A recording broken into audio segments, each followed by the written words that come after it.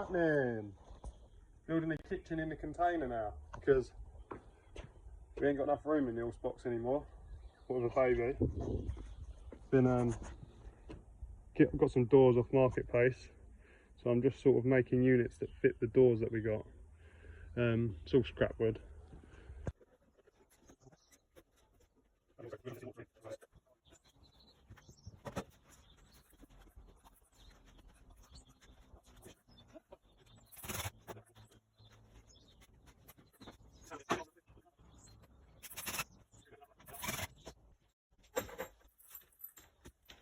Time to bolt it through with these beasts.